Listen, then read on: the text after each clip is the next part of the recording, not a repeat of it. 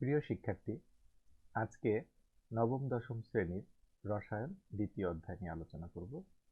আজকের আলোচনার অধ্যায়টির নাম হচ্ছে পদার্থের অবস্থা। পদার্থের অবস্থার আজকের প্রথম ক্লাস। চলো শুরু করা যাক। তোমাদের সাথে আছে আমি তাসলিম আলম তুহিন।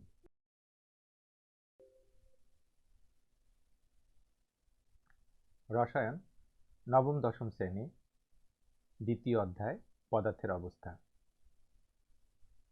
Lecture-01। আজকের আলোচনার বিষয় হবে পদার্থের অবস্থা। কণার গতিতত্ত্বের সাহায্যে পদার্থের ভৌত অবস্থা ব্যাখ্যা করতে পারা। যেসব বস্তুর নির্দিষ্ট ভর আছে, জায়গা দখল করে, তাদেরকে পদার্থ বলে। আসলে আলো কিন্তু পদার্থ না, বাতাসটা পদার্থ। কারণ বাতাসের ওজন আছে এবং একটা পাত্রের মধ্যে নিলে পরে সে একটা আয়তন দখল করে। মূল কথাটা হচ্ছে যে বস্তুর ওজন আছে এবং আয়তন দখল করে সেটাই হচ্ছে পদার্থ। আলোর কিন্তু ওজন নাই। যদিও সূক্ষ্ম মাত্রায় বললে বোঝা যায় যে আলোর কিন্তু ক্ষুদ্রতম কণার নাম হচ্ছে ফোটন। ফোটনের ধর্মটা যদিও আমরা বলি যে ফোটনের কিন্তু একটা ওজন আছে, কিন্তু এই ওজনটা এত ক্ষুদ্র ক্ষুদ্র ক্ষুদ্র যা এটা আসলে আমরা পদার্থের মধ্যে বিবেচনা করা হয় না। কারণ তোমরা উপরের ক্লাসে গেলে দেখতে পাবে যে প্রত্যেকটা পদার্থের দুটো ধর্ম আছে, একটা হচ্ছে আলোর ধর্ম আর একটা হচ্ছে কণা ধর্ম। এটা অবশ্য ডি ব্রগলি বলেছিলেন। তো যাই হোক, আমরা তার মধ্যে যাচ্ছি না, পরে পর্যায়ক্রমে আমরা যাব। শুধুমাত্র তোমরা এটা জেনে রাখো, যার ওজন আছে এবং আয়তন আছে, স্থান দখল করে, তাদেরকে আমরা বলি পদার্থ। আর যার ওজন নাই বা তার জায়গা দখল করে না, সেগুলো হচ্ছে কি অপদার্থ। না, আসলে সেটা পদার্থের গুণাগুণ নেই। তো যাই হোক, পদার্থ তিন অবস্থা থাকতে পারে কক্ষ তাপমাত্রায়। একটা হচ্ছে কঠিন, তরল, আর একটা হচ্ছে বায়বীয়। কঠিন পদার্থ কঠিন পদার্থ আমরা দেখলে আমরা ধরলে বুঝতে পারি যেটা কঠিন পদার্থ, সলিড কম্পোনেন্ট যেটাকে আমরা বলি। তো এর নির্দিষ্ট আকার আছে, এর ওজন আছে, স্থান দখল করে, তাপ দিলে প্রসারিত হয়। আসলে এই কণাগুলো একটা কণা আর একটা কণার সাথে লেগে থাকে। এই লেগে থাকার কারণটা হচ্ছে এদের মধ্যে আন্তঃআণবিক আকর্ষণ বল আছে। এই আন্তঃআণবিক আকর্ষণ বলের কারণেই অণুগুলো কিন্তু একে থেকে অপরের ছুটে যায় না। সেজন্য অণুগুলো খুব কাছাকাছি থাকে। যখন তাপ দেওয়া হয় তখন এই অণুগুলোর মধ্যে গতিশক্তি বেড়ে যায়, তখন অণুগুলোর মধ্যে কম্পন গতি বাড়ে, তখন একটা কণা থেকে আর একটা কণার দূরত্ব বৃদ্ধি পায়, যার কারণে অণুগুলো তখন প্রসারিত হয়, এক জায়গা থেকে এক জায়গায় ছুটে যায়।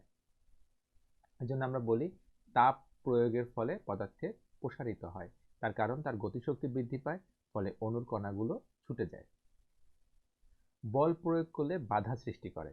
যখন আমরা কোনো পদার্থের উপরে যখন কোনো শক্ত কোনো কিছু দিয়ে আঘাত করি, তখন সেটা আবার ফিরে আসে। আমরা হাঁটার সময় দেখতে পাই, তুমি যখন বালুর মধ্যে দিয়ে হাঁটো বা রাস্তায় হাঁটো, দুটোর মধ্যে পার্থক্যটা বুঝতে পারবা।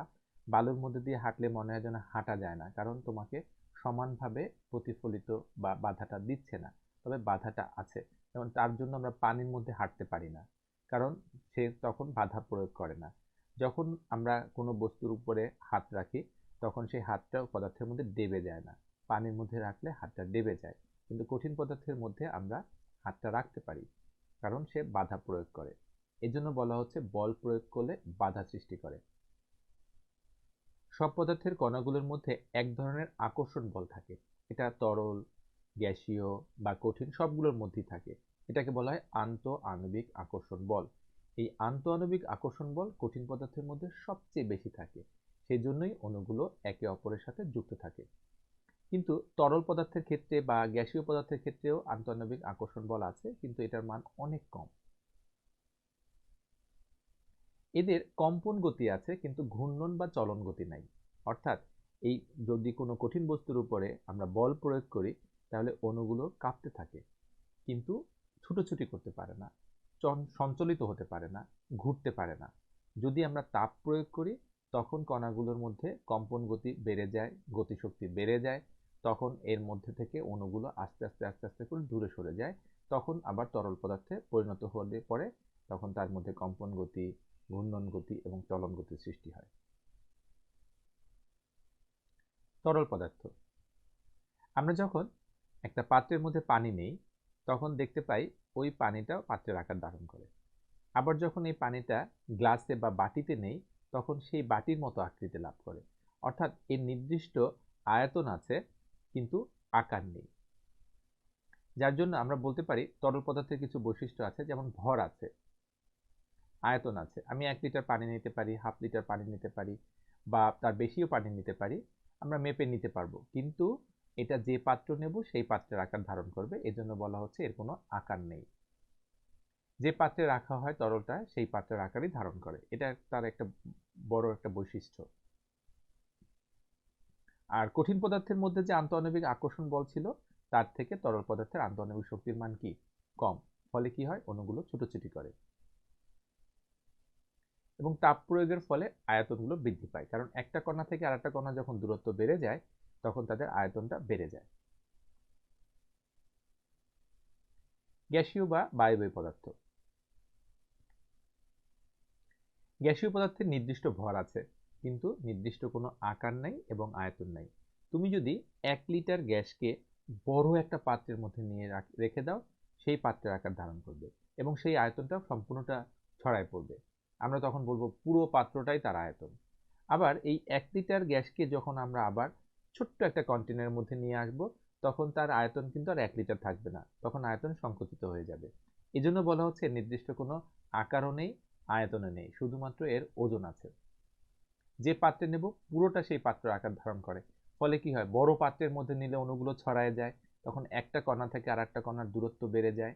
এই জন্য বলা হয় গ্যাসীয় পদার্থের আন্তঃআণবিক স্থান বা আন্তঃআণবিক দূরত্ব অনেক বেশি থাকে তরলের তুলনায়, ফলে এদের মধ্যে আকর্ষণ বলটা কিন্তু অনেক কম থাকে, এই জন্য ওরা অণুগুলো ছুটোছুটি করতে পারে।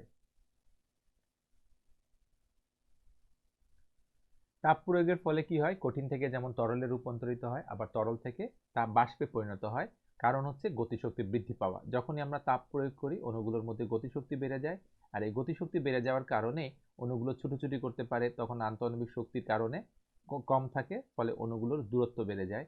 এই অবস্থাটাকে আমরা বলি গ্যাসীয় অবস্থা। কণার গতিতত্ত্ব, আসলে সাধারণ তাপমাত্রায় কণাগুলো কি অবস্থায় আছে, কঠিন, তরল এবং বায়বীয় অবস্থা, এই 3 অবস্থার কথা আমরা বলেছিলাম, যে তত্ত্বের সাহায্যে আমরা ব্যাখ্যা করতে পারবো যে কেন এটা কঠিন অবস্থায় আছে, বা কেন তরল অবস্থায় আছে, বা কেন বায়বীয় অবস্থায় আছে, বা এটাকে রূপান্তর করার প্রক্রিয়াটা কি, এই বিষয়গুলোকেই বলা হয় কণার গতিতত্ত্ব। অর্থাৎ পদার্থসমূহ কঠিন অবস্থায় কম্পন গতি আছে, আবর্তন বা স্থানান্তর গতি নাই, মানে সঞ্চলন গতি নাই, ছুটোছুটি করতে পারে না, শুধু কম্পমান অবস্থায় থাকে। তরল অবস্থায় কম্পন গতি আছে, আবর্তন গতি আছে এবং স্থানান্তর গতিও আছে, কিন্তু তা তুলনামূলকভাবে কম। আর গ্যাসীয় পদার্থের ক্ষেত্রে আরো বেশি। এই বিষয় নিয়ে যেখানে আলোচনা করা হয় সেটাই হচ্ছে কণার গতিতত্ত্ব। আমরা একটা বরফকে যদি তাপ প্রয়োগ করি, বরফটা কি হয় ধীরে ধীরে তরলে রূপান্তরিত হয়, আবার যদি এটাকে আরো তাপ দিতে থাকি একসময় বাষ্পে পরিণত হয়। এর পিছনেই আছে কণার গতিতত্ত্ব, কারণ যখন কঠিন ছিল তখন আন্তঃআণবিক শক্তির পরিমাণটা কি বেশি ছিল, ফলে কি হচ্ছিল আমরা যখন তাপ প্রয়োগ করি অণুগুলোর মধ্যে গতিশক্তি বৃদ্ধি পায়, একটা কণা থেকে আরেকটা কণার দূরত্ব বৃদ্ধি পায়, তখন আস্তে আস্তে আস্তে আস্তে কঠিন থেকে তাপ গ্রহণ করতে থাকে এবং এই বস্তুর মধ্যে আন্তঃআণবিক শক্তির পরিমাণটা হ্রাস পেতে থাকে, তখন আন্তঃআণবিক স্থান মানে একটা কণা থেকে আরেকটা কণার দূরত্ব বৃদ্ধি পায়, তখন সেই কণাটা কঠিন থেকে তরলে রূপান্তরিত হয়। আবার যখন এটাকে তাপ প্রয়োগ করা হয় তখন অণুগুলো আরো বেশি ছুটোছুটি করতে থাকে, আন্তঃআণবিক শক্তির পরিমাণ আরো হ্রাস পেতে থাকে, আন্তঃআণবিক দূরত্ব আরো বৃদ্ধি পেতে থাকে, গতিশক্তি আরো বৃদ্ধি পায়, তখন সেই তরলটা বায়বীয় পদার্থে রূপান্তরিত হয়।